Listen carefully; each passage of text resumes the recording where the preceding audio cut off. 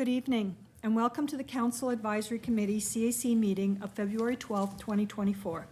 The meeting is being live streamed on the Town of Kentville YouTube channel. The most up-to-date meeting package is on the Town of Kentville website. This meeting is called to order. Have all of the councillors received and reviewed their meeting package? Does any member of council have information pertaining to a matter before this council which has not been publicly circulated? As a council advisory committee, we will vote as a committee to either send business forward to the council meeting for ratification, return to staff for further information or review, or defeat the recommendation. Members of council should be mindful of their decision-making wheel to make balanced and respectful decisions while adhering to our code of conduct. The council will be voting electronically on all motions except administrative, which will be by show of hands.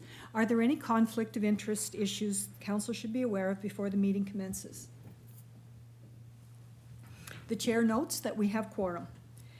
We have been provided with a proposed agenda. CAO, do you have any changes to the agenda? No, I don't, Your Worship. Thank you. Are there any further additions or deletions to the agenda? If I could have a motion to adopt the agenda as circulated. Councillor Huntley, thank you. And for the second? Councillor York, thank you. All those in favor? Those opposed? The motion is carried. Thank you. The minutes of the 8th of January 2024 CAC meeting have been distributed for approval. If there are no changes, the minutes are approved as distributed. If there are changes, the recording secretary will annotate the minutes in red, and the annotated minutes will be added to the electronic meeting file as approved. Are there any changes? No? Moving right along then. Oh, sorry, Councillor Maxwell. Just give me a second here. I gotta. Okay, go ahead. Yes, thank you.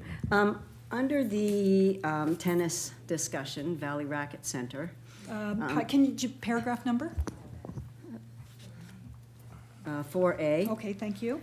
All right, so in the discussion part, it says there were concerns about the location, including building at the soccer field and losing the underlying irrigation infrastructure, or building at Oakdean Park and losing that existing facility. That, I think, sounds like we would lose all of Oakdean Park, and I think that's very misleading. So I think the wording there needs to be changed. We would maybe lose one soccer field, Okay. but we certainly wouldn't lose any of the other infrastructure that would be there. So would it be okay if we went with Oakdean Park and losing an existing soccer field facility? Yeah, I think so, yeah. That would be Okay. fair, I think, yeah. Thank you. Are there any further changes? And the secretary has those. All right then, thank you. Moving on to our presentations. We only have one presentation this evening. Our presenter will have 10 minutes to present, and then questions from council. And council, you may direct your questions directly to our presenter. So this evening, we're very pleased to welcome Trevor Butler. He's the Vice President of Kentville Minor Ball, and he will be presenting with regards to Memorial Park batting cages.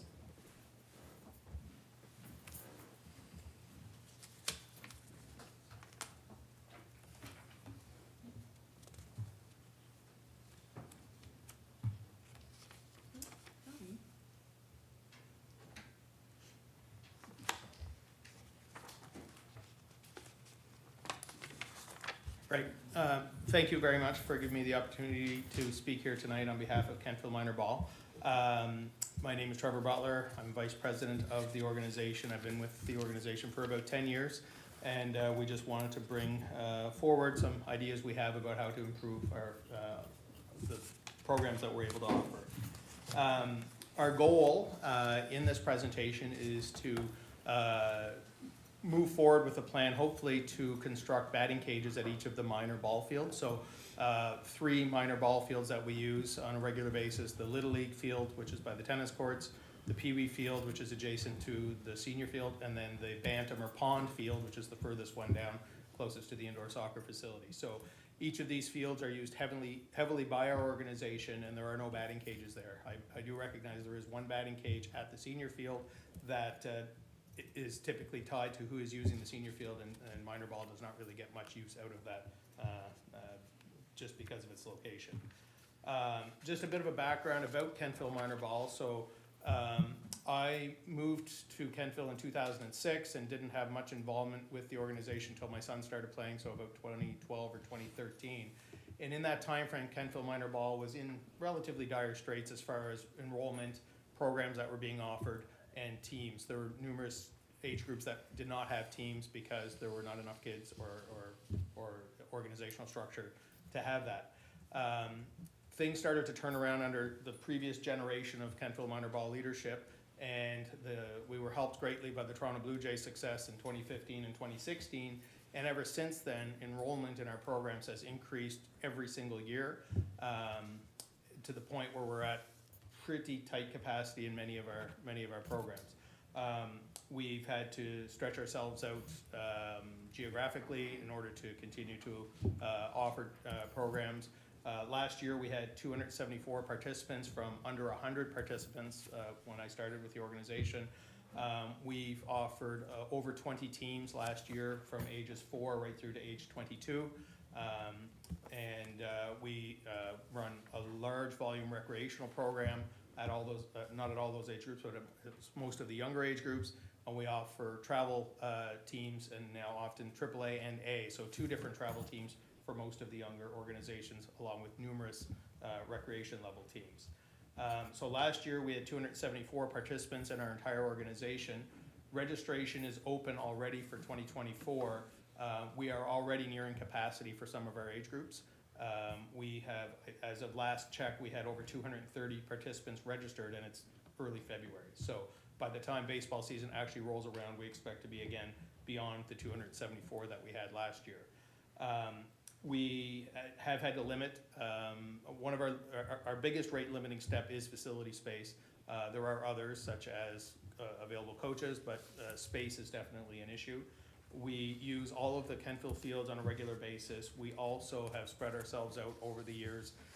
We use Coldbrook Field regularly. We use New Minas, Port Williams, and we've started using 2 fields in Hansport as of last year. So these are in order to keep teams on the field, because we just don't have enough capacity if we don't spread ourselves out around that way. So one of the things that we're looking to is finding a way that we can increase capacity in the fields that we have. Ideally, sure, we'd love to have more baseball fields. We'd love to have lights on all our fields.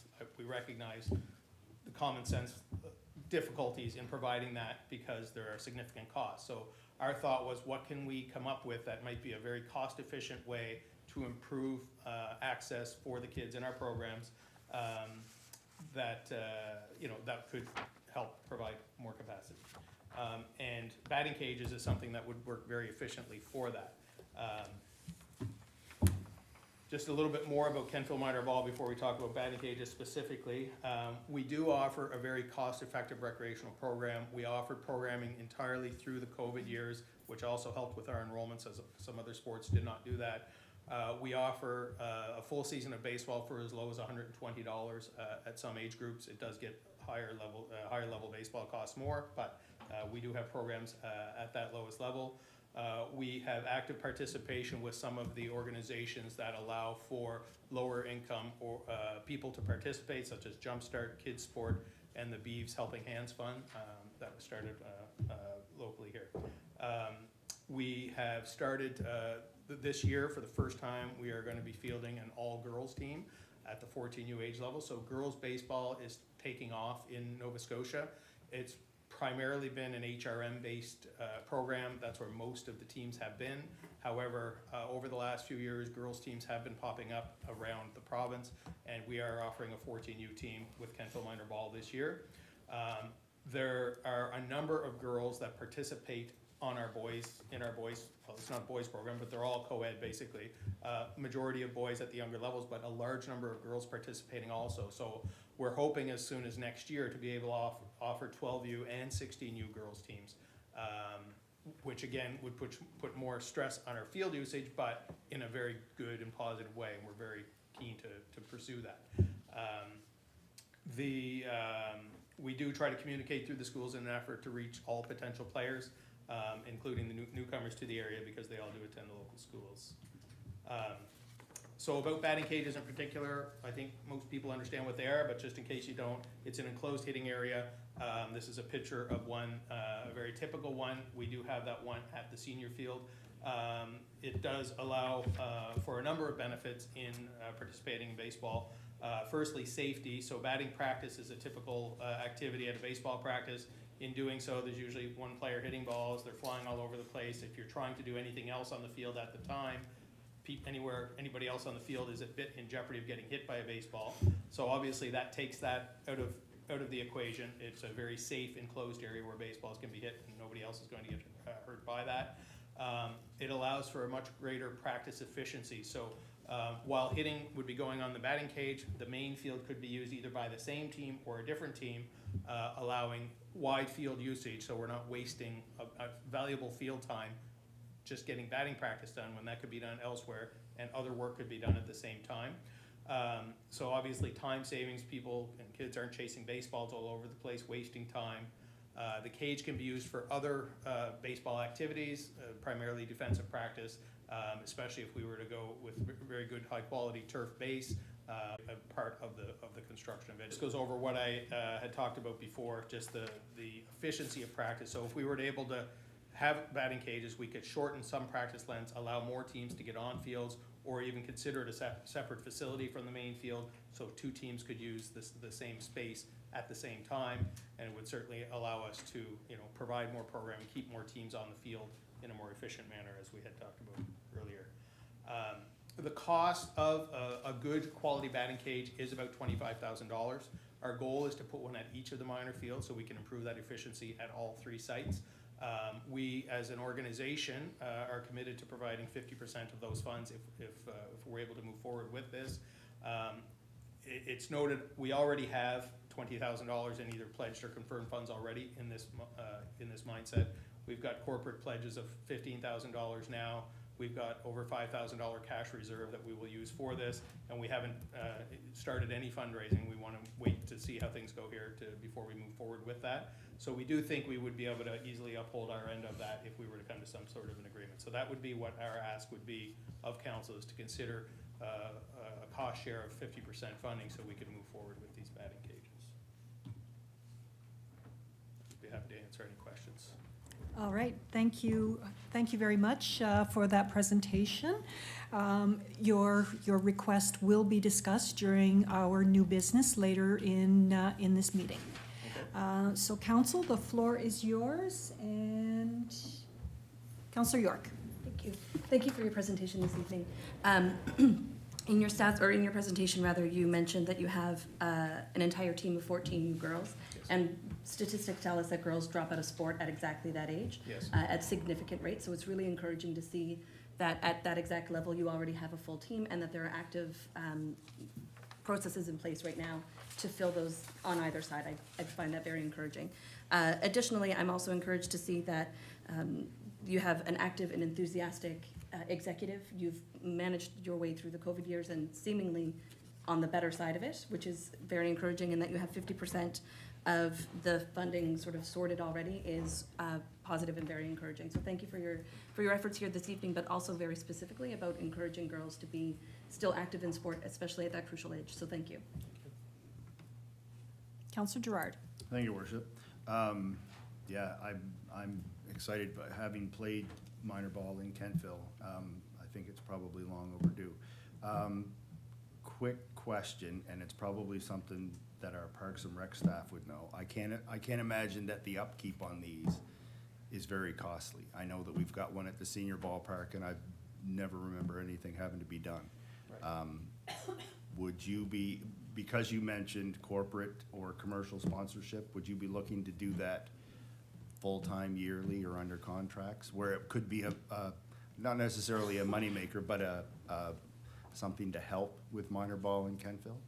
Oh, I would think so. I mean, we're invested in the community and in the organization and in the facilities. An organization can only thrive as well as its infrastructure goes with that. So we would certainly, so our goal would be to establish a fundraising committee, which we don't have right now. We exist entirely on registration fees. But yes, we would be certainly willing to partner long-term in that regard.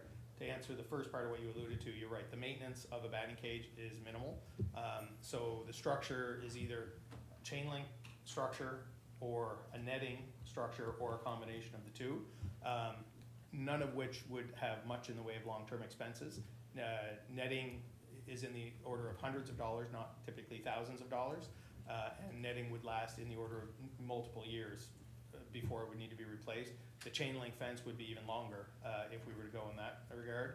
On a similar note, the base layer that we would choose to go with, and that would be in discussion with the design, if we put enough money in up front and build it properly, then the maintenance would be very little. If we went with a concrete base with turf, it wouldn't. Some of the facilities that I've seen in other communities don't do that, and then the ground gets unleveled, there's nobody paying close attention to it, the batter's boxes are all unleveled, so it's not, your best bet is to do it properly up front, and you probably would save money in the long term and have a better facility.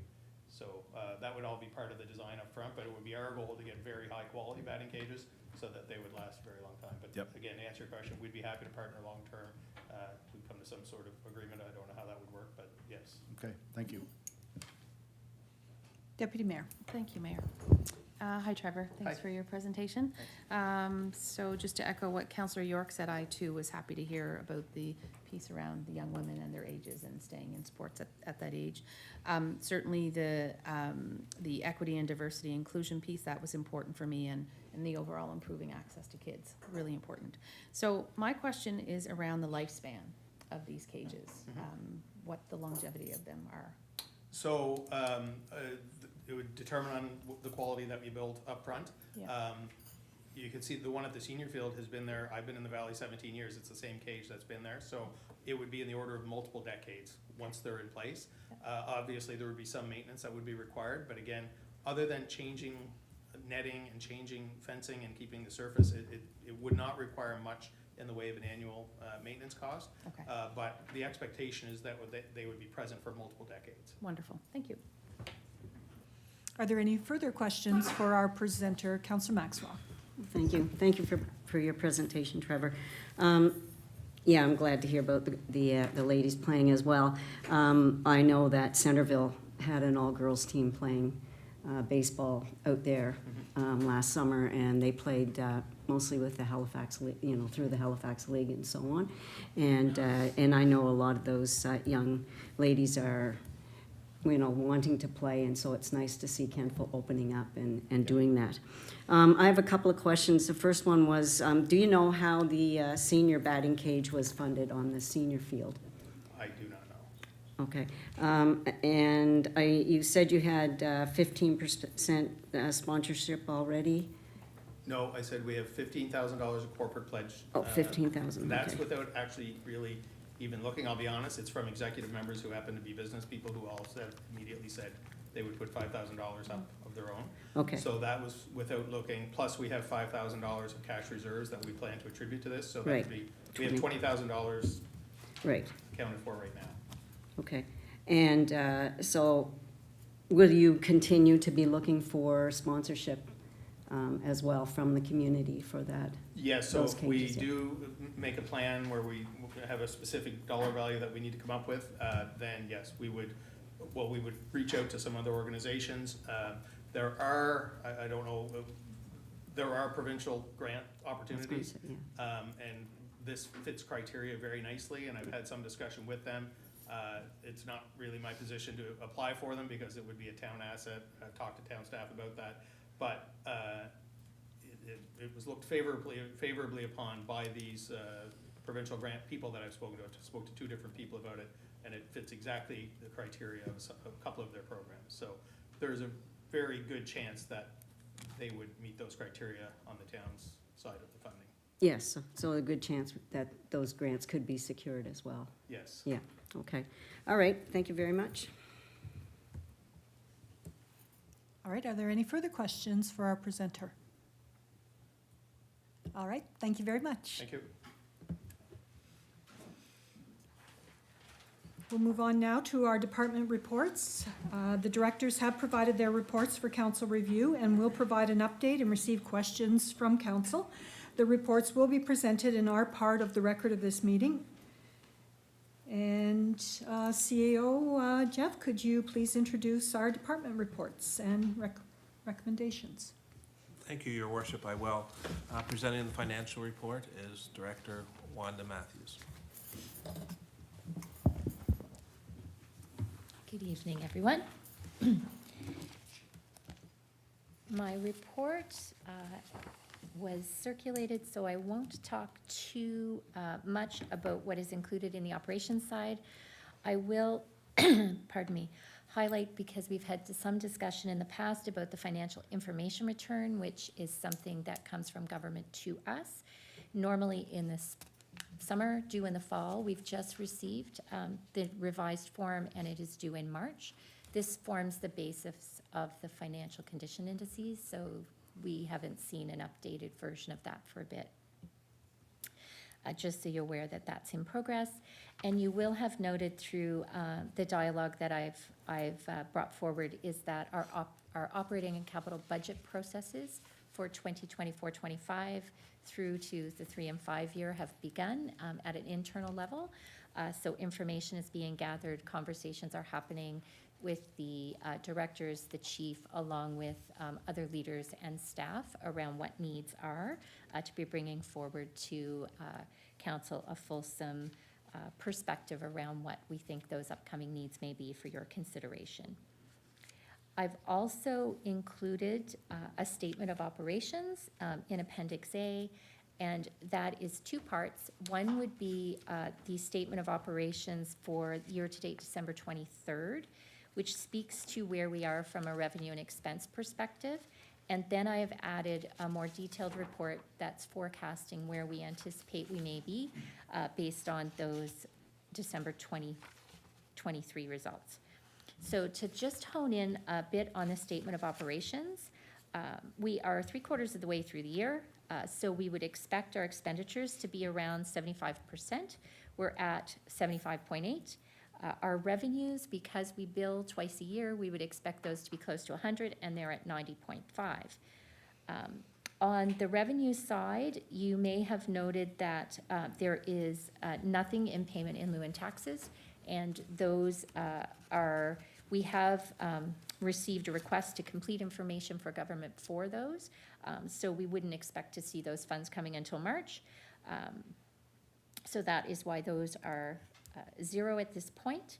You may have also noticed that under protective services on the expense side, that our firefighting costs are now closer to what our budget is, and those are fire protection services that would have been billed just in the month of February, or sorry, December.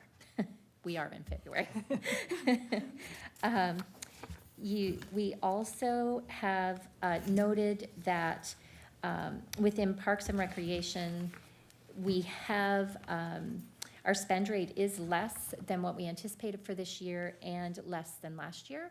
And you will note, we'll talk a little bit further about it in the forecast, but there have been programs and services that have come in under budget, so we've had some savings there. Other programs and services have seen, you will notice some ups and downs within individual lines, but overall, people are where we might anticipate them to be. That is all I wanted to highlight from the statement of operations. I can move right into the forecast unless council would like to ask questions as we go. Councillor Zabian? Okay. Councillor Zabian. Thank you, Mayor Snow. Thanks, Director Matthews. Just a question here in your report. You say that the town's municipal advisor met with you and the interim CAO. Can you just elaborate what that was about, and were there any concerns? What that kind of looked like? Sure. There were no concerns. It was more of a, let's introduce ourselves to each other. So it was an opportunity to talk to our advisor along with the financial analyst. Okay. So as you know, I've been here 10 months, so I haven't got through a full year cycle, so we were able to talk a bit about what the reporting requirements are, talk a bit about what the MGA may say around certain financial matters like reserves, reporting, and those kinds of things. So it's more of an education and building a relationship conversation. Okay. No concerns. All right, thank you. You're welcome. Deputy It's- Mayor. It's good to have that relationship before you have a concern. Yeah. Thank you, Mayor. Director Matthews, there's a section there, actually Councillor Zabian just asked one of the questions I had. Sure. The Department of Municipal Affairs releasing the revised financial reporting and accounting manual. Correct. And you had said a briefing will be provided to council via the audit committee. Correct. That doesn't contravene anything to do with PSAB, does it? Like it's all, or is it related? It would be related. So the biggest change that would have been kind of precipitating doing this work would have been the ARO work that we did last year for the asset retirement obligation. Yes. Which would be a public sector accounting board's new standard last year.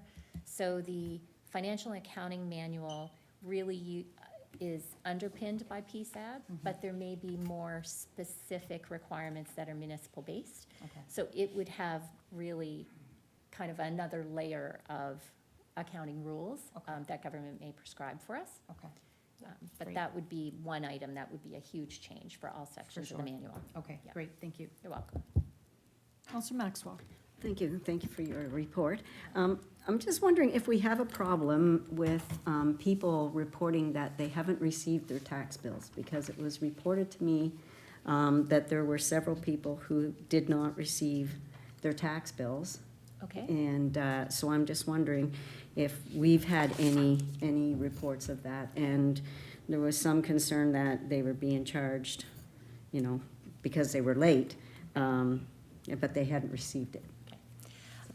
Would that, I assume you mean the August bill that would have been due Yes. in the yeah, 1st of October? Yeah. We have not received any excessive concerns around people not receiving bills. Certainly within the first week, we generally, if they were due, I believe, October 4th, right around that 1st of October, just due to the holiday, and that we would have sent a reminder out to folks immediately. When that first reminder went, we did get a few phone calls and did an investigation, and we do a very thorough job of, here is the number of bills we have, here are the number of pages we printed out, here's how much we mailed. So we went back through that reconciliation, as well as looking at the interest we calculated, kind of did a deeper dive to make sure. We would have had a handful of calls, but we just wanted to make sure that we hadn't missed anything, and we couldn't see that there was a process issue. Okay, Yes, Great. at that time. okay, good, Okay. thank you. You're welcome. Are there any further questions with regards to this part of the report? Director Matthews? Okay. Floor is yours. So looking at our forecast, that is also embedded in Appendix A. We brought forward a forecast using September results, and within your package, I consistently said that we would come back with a more detailed review using December results. Myself, along with my colleagues, the directors and the chief, did a detailed review, looked at a five-year trend analysis to see just where we were at the end of December. If we continue to spend at the same rate as we might have in years past, where might we land? So that very detailed work has happened. And what I have highlighted for you in this report are those areas that were significant. I haven't provided the detail account by account where something's up and something's down. These were intended to be kind of a broad view of where the key issues are that we're facing and where we had seen significant savings, and those areas that we continue to watch. Right now, our revenue forecast is at about $135,500 is what we're anticipating to be over budget, which is a good thing on the revenue side. When I brought this forward in September, we were anticipating about $42,500, so it is looking better. You may have noticed some significant changes, particularly within the other revenue-owned sources in the interest section. So we certainly are continuing to reap the benefits of a high interest rate in terms of interest on our accounts. We do have a good cash position because we collect our tax revenue. So that is an area where we've anticipated that number to be a little higher. I also identified that our payment in lieu of taxes for provincial and federal properties, we haven't received the funding yet. However, we know our assessment values are higher, and that's what our funding is based on. So we are anticipating to at least be budget, if not more, for those areas that we spoke about in the financial report. Nothing else on the revenue side of any major significance. On the expense side, what I have highlighted for you are a few areas of higher than normal expenditures. So in general admin, you'll see we're anticipating at this point about a 75,000 over expenditure. For the most part, those are things we've talked about previously, which would be our legal costs, and we've gone through CAO recruitment, so there are some expenses related to that. On the protective services side, specifically, I've identified our building inspection services, which came in at a higher cost than what we had budgeted for. That makes up the 25,000. In environmental planning, environmental development in planning and zoning, in that area, we did have a savings in staff because we do not have a planner position that we anticipated having for 3/4 of the year. But we do have contracted services that are chipping into that. As well, there are compliance legal fees, which would have come forward last month, that are driving those over expenditure, that anticipated over expenditure. On recreation and cultural side, I have highlighted that we anticipate about $30,000 in savings there. Those are summer programs, pool programs, those have concluded, and for the most part, they are well above what we anticipated for funding. And our facilities, our arena in particular, we have savings there. Those are the areas that we've identified right now. However, in the narrative, I did provide some details around areas that we have, still have to pay some close attention to. You will note there's a fair bit there talking about our vacancies and the costs when you have a vacancy to replace that, particularly within our police service. We might need to replace that with overtime, which drives our costs up. We have some savings for the staff vacancy, but overtime would come at a higher cost. We have contracted services as well. We also have identified that we have positions within all other areas of the town that we have hired at either later or earlier dates as we've moved along, and that has caused some fluctuations when we look at our expenditures to budget. On the goods and services side, I've identified most of the narrative, but I did want to highlight that we have had some significant weather events. There are some of those costs embedded for flooding in the fall, for example. In our financials, there are some invoices yet to be received. We also know that from a winter perspective, it's been pretty lean in terms of snow plowing, although it doesn't feel it in the last week. But we haven't spent a lot there. So right now, it's looking like we can accommodate that. It really, just that next snowstorm will make the difference. So these are areas that we are paying close attention to. In some of the areas I've identified, there are specific reserves for those items that if it comes to pass that is needed, we would be bringing forward that recommendation to council as we have that information. That is what I wanted to highlight in the forecast. If there's specific questions, I'm happy to answer those. Are there any questions with regards to that forecast? Deputy Mayor. Thank you, Worship. This might be more directed to the CAO than to Director Matthews, but I was reading about the flood risk mitigation, like a grant of sorts.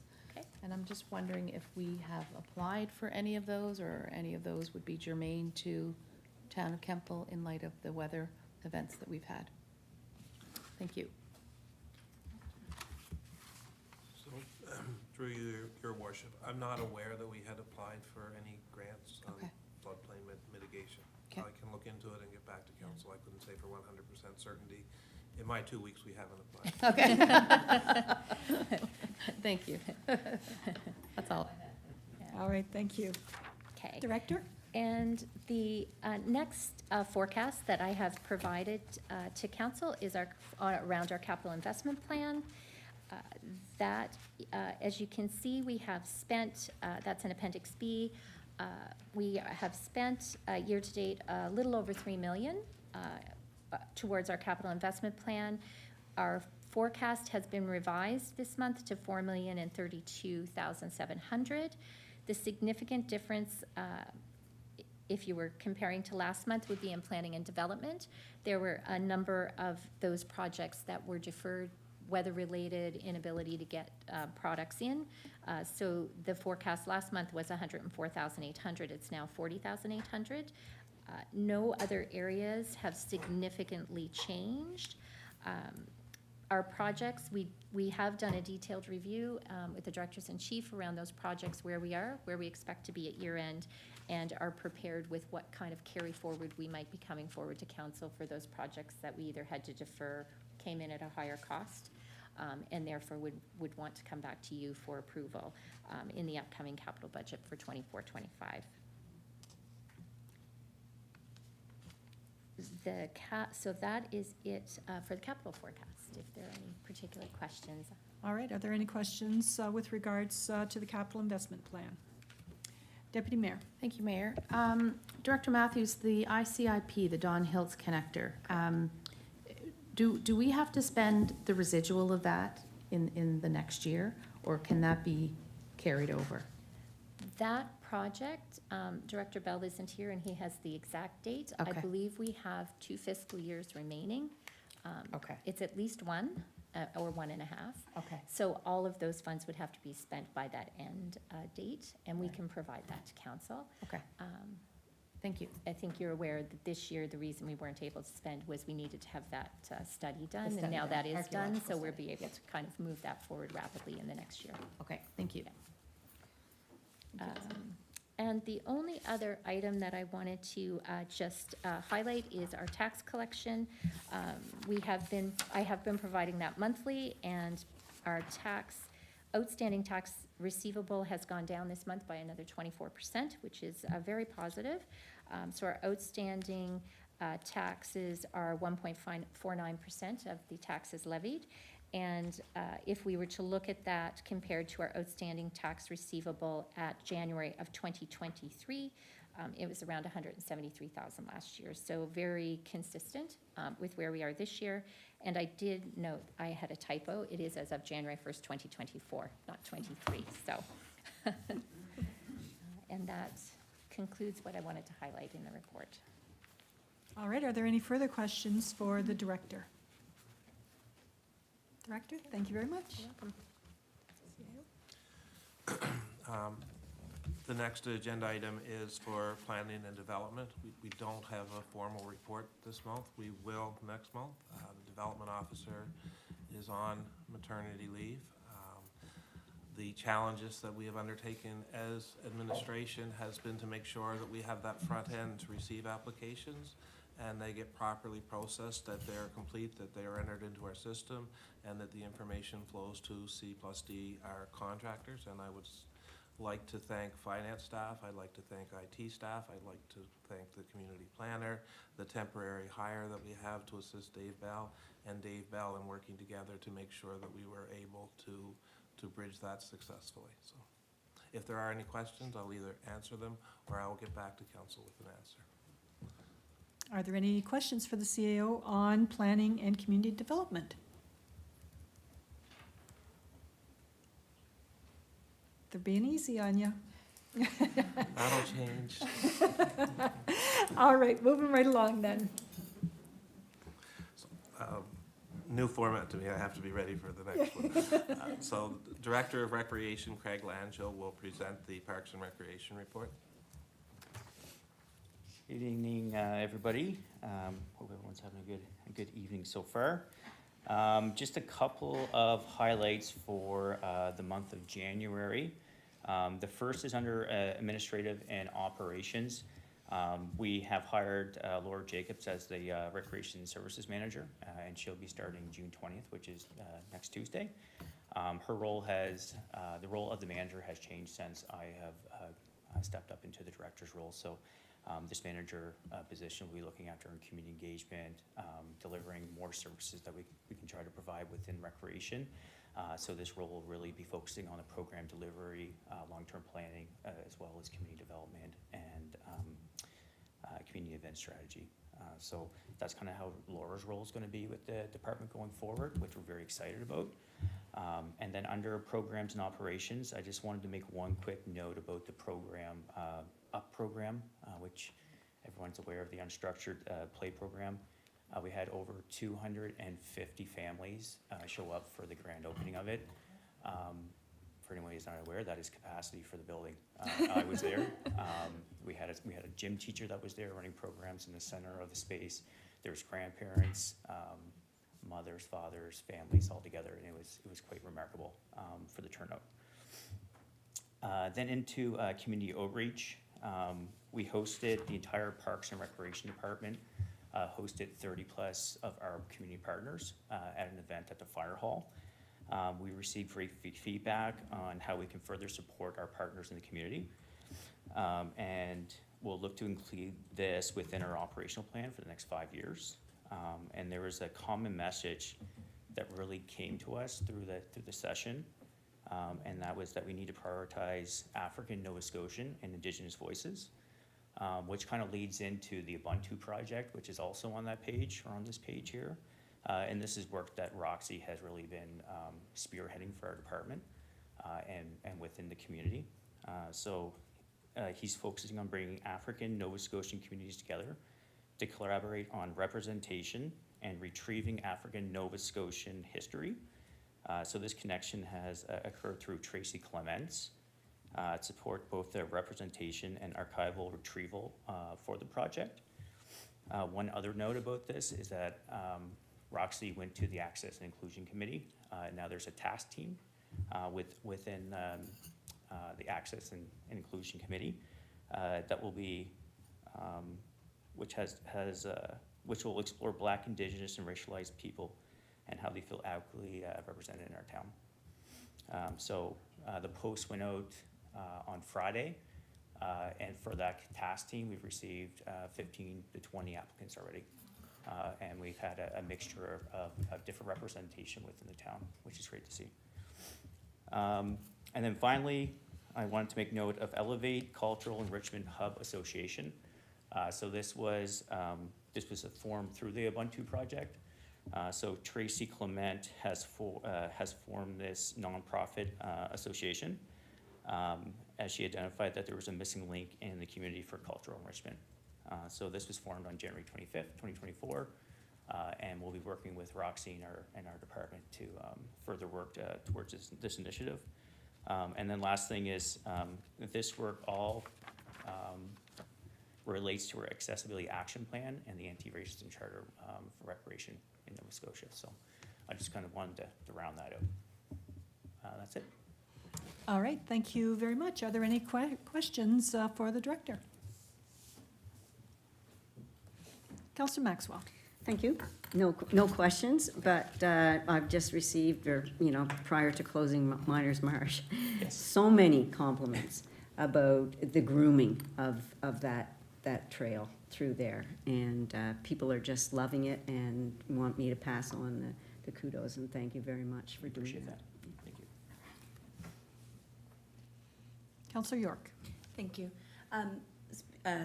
As it relates to Miners Marsh, I had a few people reach out because they found out that the marsh was closed after arriving to the marsh because they're not on the social media channels that the town uses. Are we able to communicate closures like that through the text-based app that we have, as well as our website? I'm looking at both Jennifer and Craig, our Director Langell, because it would be both communications and department specific. But just making sure that we can cover a wider base than social media channels for those closures, especially as it relates to not emergency, but certainly safety hazards. Yeah, we are within our operational plan, but looking at having a departmental communications plan, Okay. which direct text is one of those components that look at incorporating. We're also going to reach out to Remo to find out if there's any preliminary stuff that we can do beforehand when there's weather conditions coming in to ensure that the safety of all those residents down at Miners Marsh or surrounding areas. Perfect. Thank you. Are there any further questions for the director? Director Langell, thank you. CAO?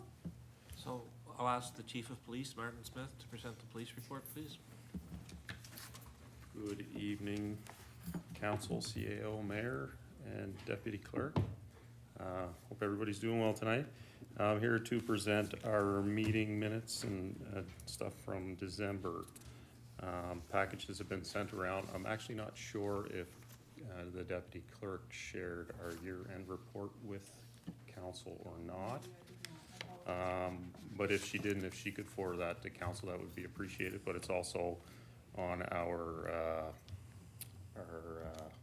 webpage as well for access if you want to review it. We completed that and shared that with the board last month, and I'm sure you'd appreciate looking at it. So stats are pretty much the same, pretty parallel as each month goes on. Lots of meetings were had last month, and our crisis navigator was busy, as she always is, with clients in the town. Our biggest issues right now are staffing, so if anybody out there is listening that knows somebody that wants to be a police officer in Kentville, where it's a great place to work, and we're currently hiring. So other than that, I don't have anything else to report.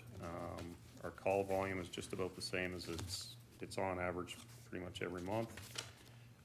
And our budget, although short-staffed, as Wanda said from finance, director of finance, we're high in some areas, but overall we're actually below where we need to be. So, yeah. Any All right, questions? are there any questions for the chief? Deputy Mayor? Thank you, Mayor. Hi, Marty. Okay.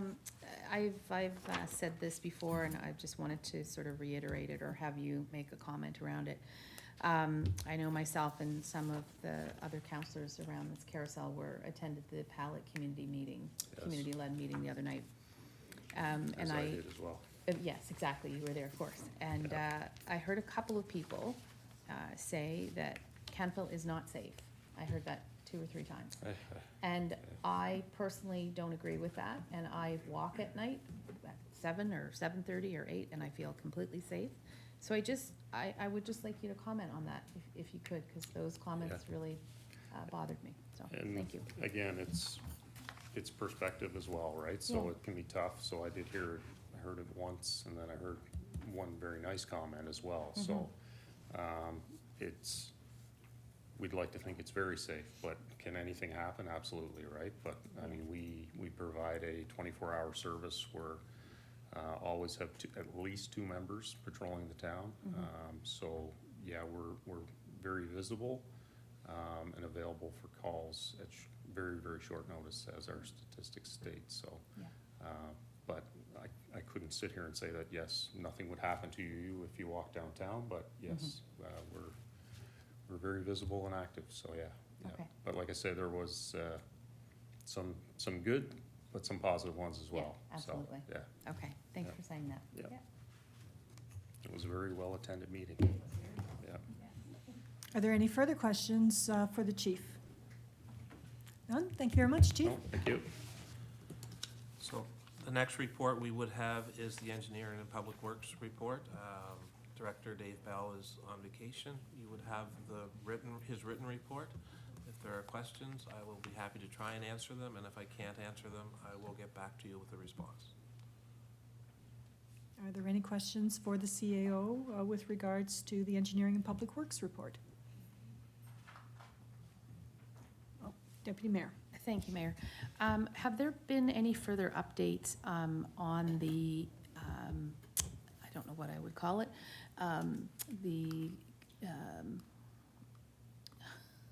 in behind Condon, where they're doing some investigations up there, and we were awaiting that report? So I can follow up when Director Bell is back next week and Okay. provide a report to all of council. Great. Or an update to all of council. Okay, thank you. All right. And you would all have a copy of my report. I will call the first 2 weeks orientation. I appreciated every counselor taking an opportunity to meet with me individually. I found it very informative. I found there's a lot of consistency in what everybody was saying. I did the same with the senior leadership team. Met with a number of individuals from the public, and have had more than one meeting with the Director of Finance about how we're going to move the budget forward. If there are any questions, I would be happy to answer these ones since they are directed to me. All right, are there any questions for the CAO? Must have been a good report. And there's a report from the Housing and Community Coordinator, Alicia Christie. I'll ask her to come forward and bring it now. As usual, taking advantage of a movable desk. Show it off a little bit. All right. Good evening, folks, mayor and council and community members. For those of you in the room who don't know, my name's Alicia Christie. My pronouns are she, her. And I'm here tonight to speak about housing specifically in Kentville and some things going on for us. It is a bit longer of a report than usual this evening, so I won't go bullet by bullet, but we'll just go over the highlights. But before we really open it up tonight, I do want to just acknowledge council and thank you for your work during the transition of interim CAOs and bringing Jeff onto our team. We, as staff, we appreciate what you did, and it's been great welcoming Jeff to Town of Kentville in the last 2 weeks, so just acknowledging your work in that as well. So for this report tonight, I'm going to go over kind of 3 core sections. So these 2 main bullet points on the council-related items work to answer some overarching questions that have been coming up not only in this room, but also in community and even for myself.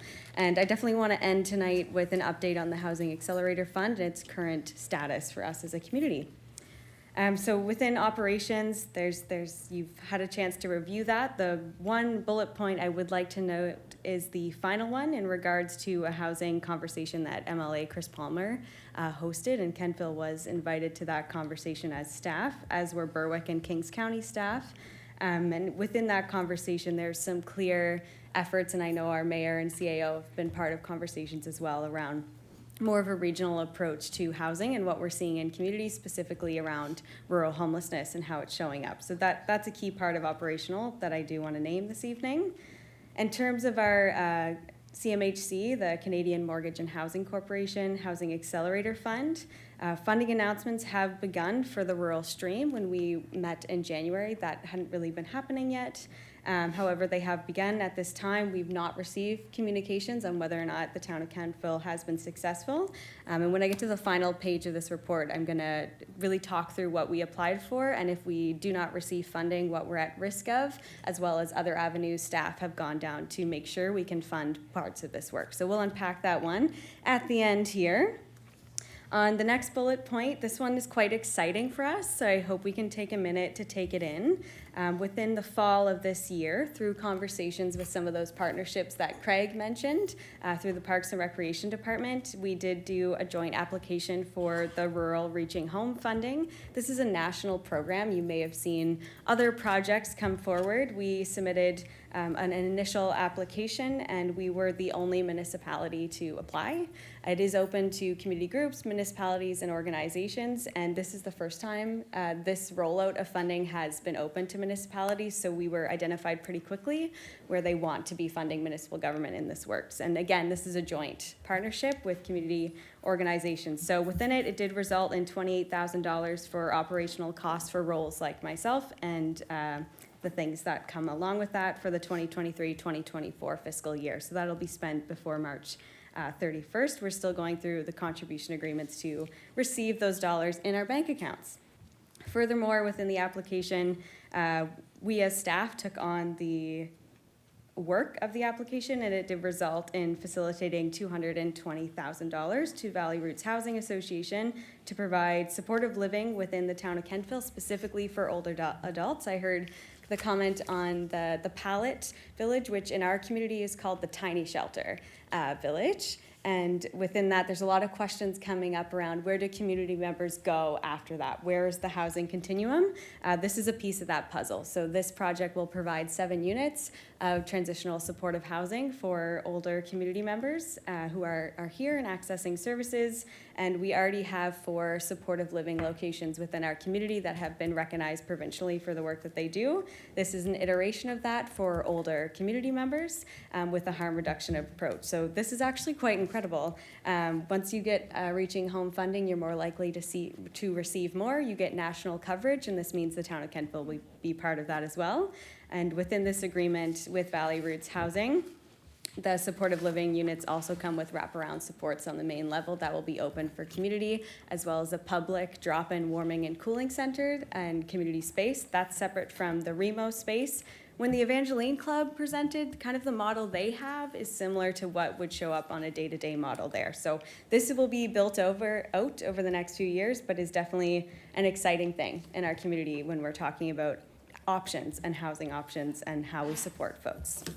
Do you want me to stop there for questions before we dive into the next part? If there's any, we haven't gone into half yet. Maybe just kidding, there's one. Why not? Councillor York. That's okay, Thank go you. for it. And if I don't ask, I'll forget, which is thank you for I offering hear the you. opportunity. Are we anticipating the CMHA announcement to be soon-ish? And are you optimistic that that announcement will be a positive one? Do you want me to just jump to the Housing Accelerator Fund in general? I mean, Is this what we're all waiting for?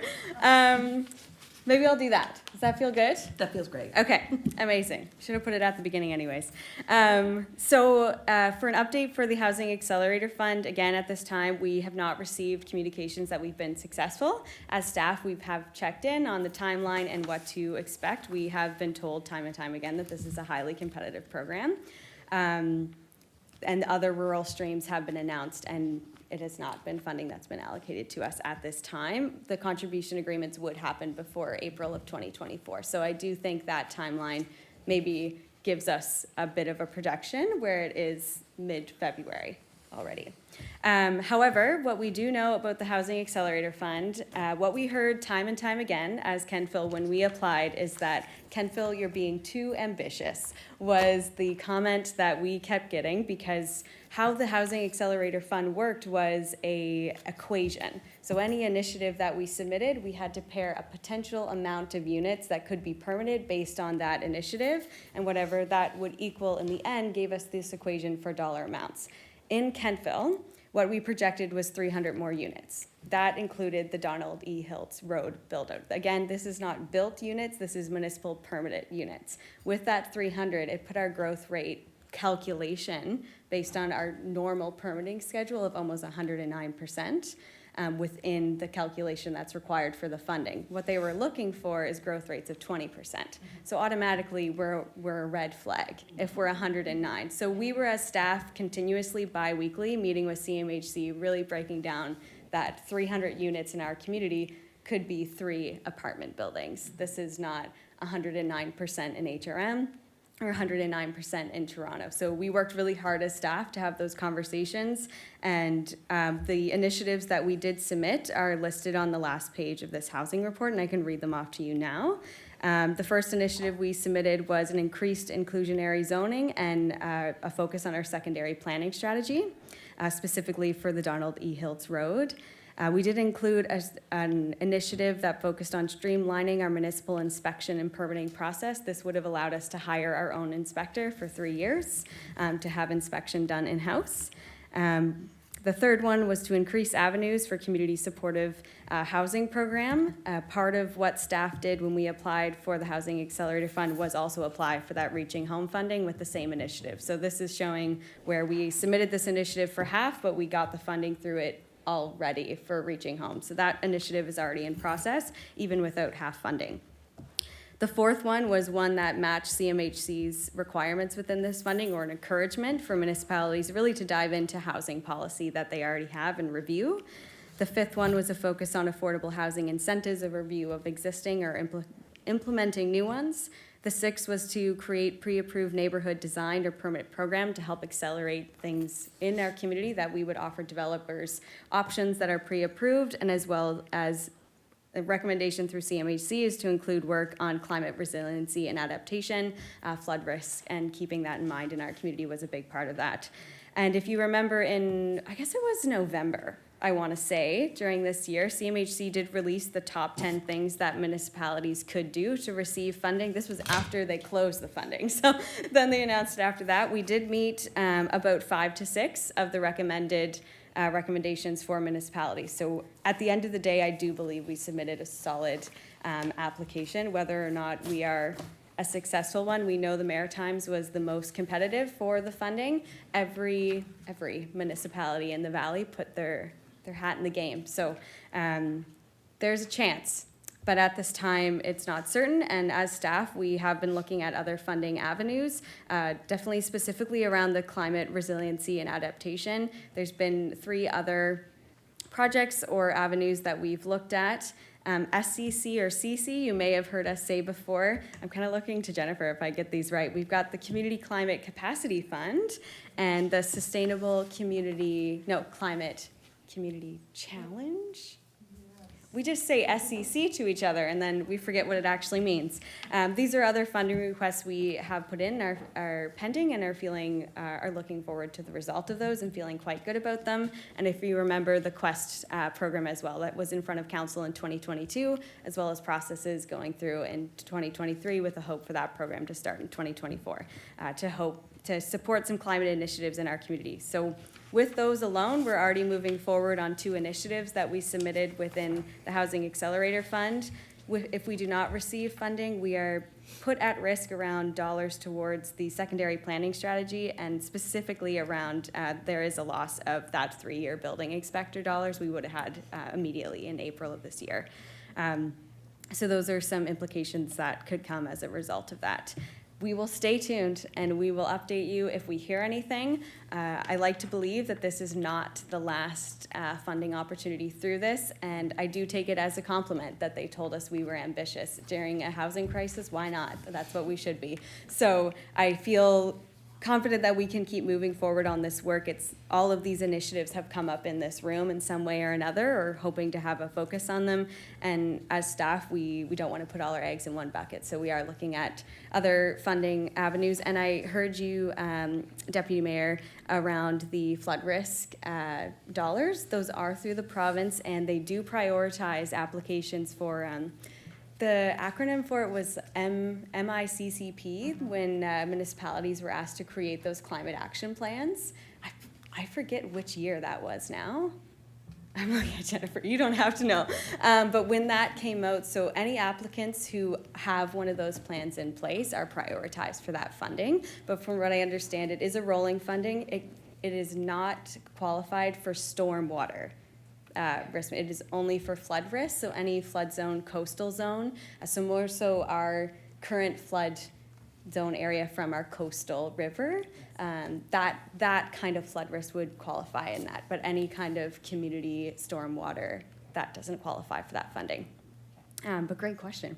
I did take note of it. I'm going to dive back into it as part of this work, because that was a piece of our Housing Accelerator Fund as well. There's a need to increase our housing stock, but also protect our existing, not only from floods, wildfires, and all the other fun things we get to deal with. Is there any questions on the Housing Accelerator Fund at this time? All right, thank you very much, Alicia. Deputy Mayor. Thank you, Mayor, and thank you, Alicia. That's a great report, very robust and granular. The 7 initiatives are great, so I commend you on an amazing report and really digging down and trying to get some of this funding. Have you spoken with any other municipalities that have received the funding? And if so, how did their requests or their initiatives compare with what ours are? Well, that's a juicy question. Okay. I like to try those. So a few municipalities, if you look to HRM, they were really forthcoming. A lot of theirs was they're quite different than what we would go in for. They did receive half, quite a few dollars, and it did show that interesting layer of half funding where there's the amount that it would actually cost to implement and the amount you get for how many units you approve. And sometimes it actually doesn't cost that much to implement, and then you get these large dollars. It's just a very interesting funding stream. So what I know in rural communities, that's still rolling out. Many of them focused on similar initiatives to us, specifically around we use the framing to increase inclusionary zoning. A lot of folks applied with the framing of to decrease exclusionary zoning. Okay. So we went with a different naming of it, but that was a really common submitted one. Housing focus groups, almost similar to a planning advisory committee, but one specific to housing.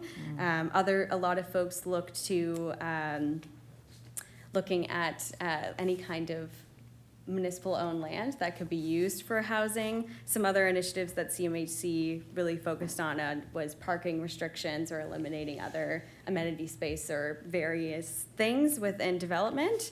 I don't know our neighboring municipalities' applications in details. Many were not fully presented. So I can't speak to our neighbors around us, but I'm sure as we get closer to that kind of April date, people might be more willing to share what they applied for. But where it was really highly competitive, people were holding their cards kind of close to the chest I'm sure. during that time. Okay, thank Yeah, you I very appreciate much. that. Very helpful. If I find out more about that, of what could have made it possibly more successful, I'm happy to bring that in front of council. Oh, great, thank you. Are there any further questions? All right, thank you very much. Okay, I have one last bit to leave you with. The kind of middle ground of that report was answering some really genuine questions that were coming up around this room around what level of government has impact on housing, which I think is really valid, and in talking to other community groups, they have similar questions. So just some takeaways I hope we can help, especially with our community members, understand what's our role, what's provincial and what's federal. The real crux of it is that provincial government aims to provide and municipalities aim to create the conditions. That's where our work is in. It's in our zoning, it's in our infrastructure and whatnot. And if you look at the page of the report around the federal government involving in housing, you can really see where since 1935, where decisions have brought the provincial players and where the municipal players have come into the conversation, and you do see it really being held by provincial and municipal right now, and that the federal government's role is really around initiatives like the Housing Accelerator Fund. It's our hope that we can keep informing funds like that, and within the operations, there is still the work of, we are on the CMHC Atlantic Housing Solutions Group, and we are on the core design team as well, and a big ask is to really speak to that rural perspective and our needs within our housing infrastructure, that we need dollars to be able to support growth within rural areas and making sure our systems can support it, not only from just a build-out infrastructure lens, but also a climate and that flood risk mitigation lens as well when we're building out our communities. So we definitely are gonna work to hold that voice as a municipal government and really speak to the rurality and specific needs around that, around housing, with dollars. Hopefully that come with transportation, because a reminder, within the Housing Accelerator Fund, though we do have rural transit, we didn't qualify for any kind of transit top-up because it's not rapid enough. Which was an interesting thing when you compare us to other rural areas. So these are a lot of conversations we feel confident holding with CMHC. There's many other funding opportunities for us as well. They are a pretty big bucket to reach into. So the more we build relationships with them and the more we share our needs, especially from a rural perspective, hopefully that'll help us in the long run. That's it for me. If you have more questions, I'm All happy to right, answer. thank you. Councillor Maxwell. Thank you, Alicia, for your good report. I just want to say that I think that the town of Kentville is very fortunate to have you leading us in the housing area here. You're knowledgeable. You explain it so that we can understand it. You're energetic. And I think that that's the most important thing, that we have you here. So thank you very much. Thank you, Councillor Maxwell. Appreciate it. Are there any further questions for Alicia? All right, thank you very much. No problem.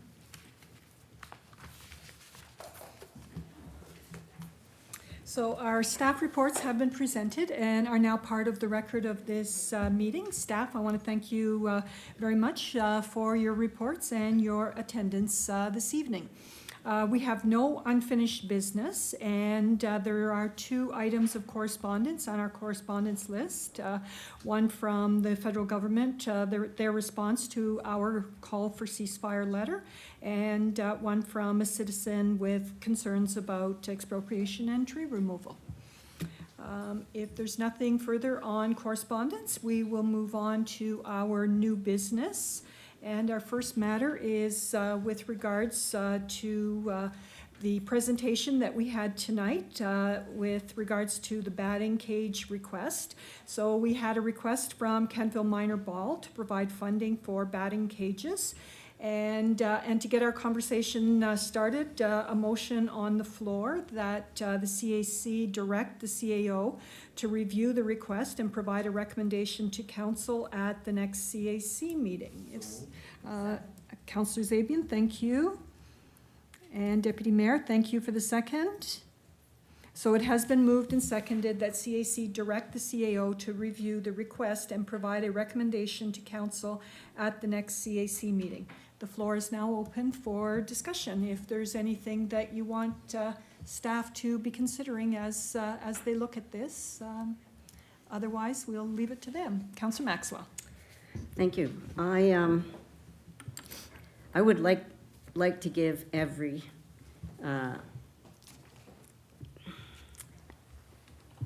wellness, I'll call it, physical fitness, physical activity, literacy type of organization, whatever they need.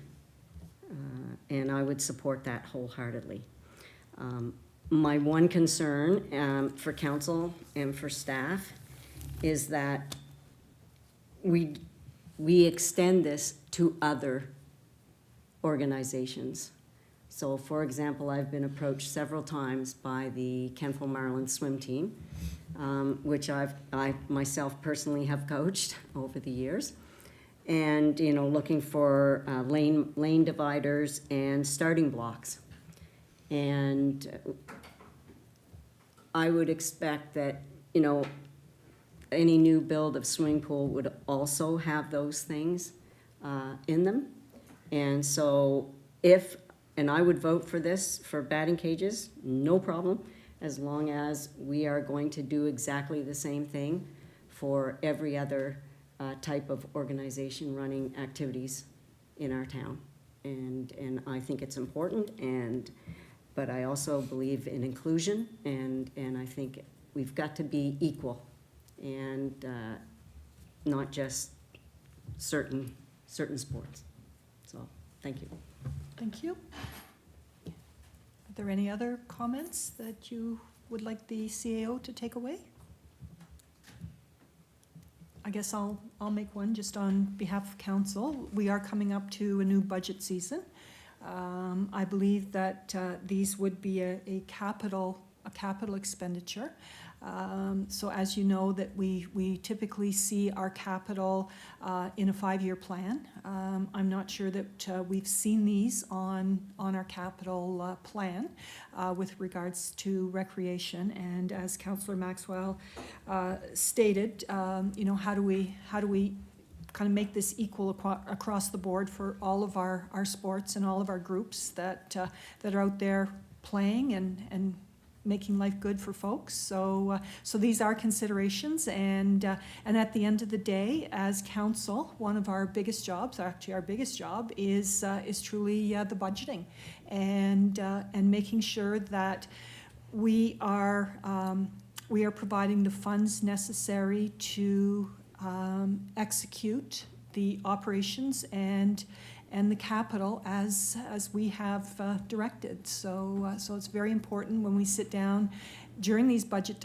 deliberations to talk to staff about the things that are important and about prioritizing things as well. Councillor Gerard. Thank you, Worship. I just want to say after the conversation, I don't think of this as the town being asked to do something special for an organization. It sounded more to me like the town was going to add to their infrastructure and the organization was going to pay half. Not that I'm not fully willing to discuss anything that any group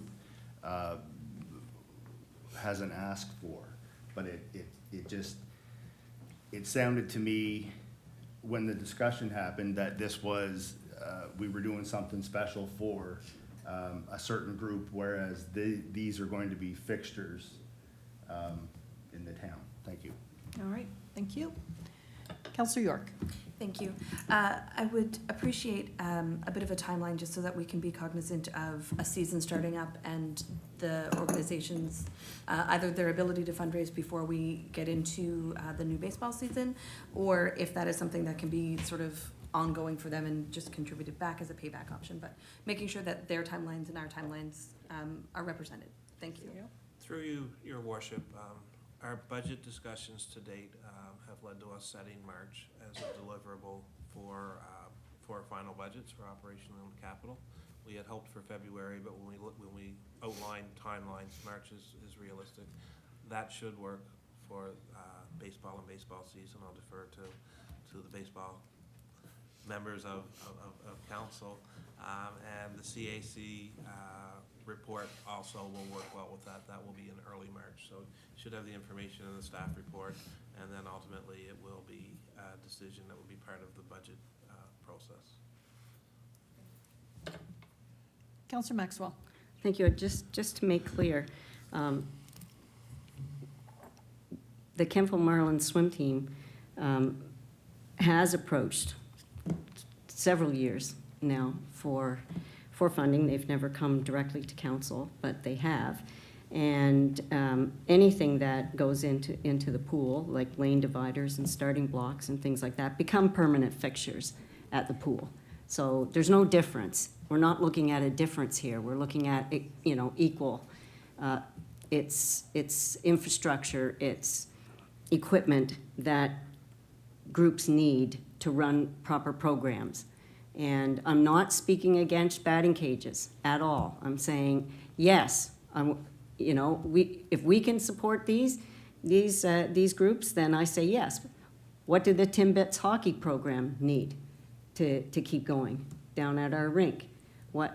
So whatever we do for one, we have to be able to open ourselves up and say, yes, we're going to support that now. And I'd love to see that, because when I was coaching, I would have loved the town of Kentville to come and support anything that we needed at the time. So, yeah, I'm just saying, I don't want to see an imbalance occurring. And for many years, citizens in the town say this is a hockey and baseball town. And any other types of activities like cheerleading, like swimming, like track and field, any of those get left behind. So, I'm just saying, let's be equal. Thank you. Thank you. Deputy Mayor.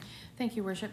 So when the capital budget is done, and I don't know that we've ever done this before, I'm just kind of going on memory, but do we ever give any sort of wiggle room to some of the departments to have their wiggle room, their own flexibility, some discretionary spending? Is that something that I just don't know that we've done that in the past, but perhaps that's something we may be able to do. And I look to you, CAO, maybe with other budgets that you've done, maybe some of them have those capacities. I don't know that we've ever done that, but it's just a thought. Thank you. So it's my understanding that you haven't done that in the past, and I really haven't been part of that. You do have mid-season requests that come up from time Yes. to time where you have a presentation from a group and council makes a determination, but ultimately, and we would be talking a material expenditure like $37,500. Yeah. If it were $2,500, then okay, we can try and find that. Well, it wouldn't be a capital budget item then, but Yeah. so to answer your question, I don't believe you have done that in the past. And anything of that magnitude would probably come before council for a decision. There would be questions if we spent $37,500 and council weren't aware and in agreement with that decision. Okay. Thank you. Is there any further discussion? Are you ready for the question? The question is that CAC direct the CAO to review the request and provide a recommendation to council at the next CAC meeting.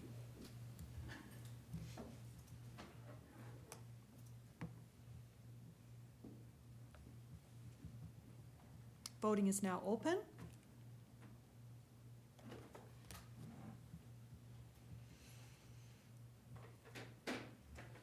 Voting is now closed, and the motion is carried. Thank you. Yes, thank you. Your All Worship. right.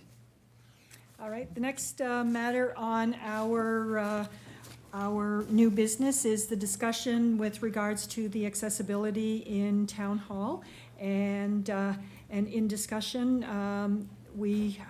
the CAO and I have, we're talking about this, and we would like to table it until our March meeting, giving everyone the opportunity to provide your feedback into the information. We know that it's been a busy couple of weeks since we made the decision, so if there is no opposition to holding this off until our March CAC meeting.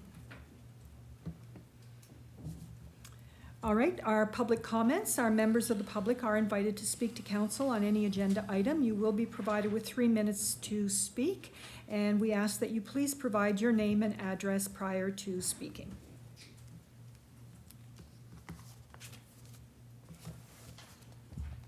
All right, there being no uptick on the public comment, we do have in-camera matter. A council advisory has an item concerning personnel which must be conducted in a closed session, and we require a motion to go into the closed session to discuss the agenda item. Thank you. Thank you. It has been moved and seconded that council move into the closed session. The question is on adoption of the motion to move into the closed session. All those in favor? Those opposed? The motion is carried, and the time is 7:21.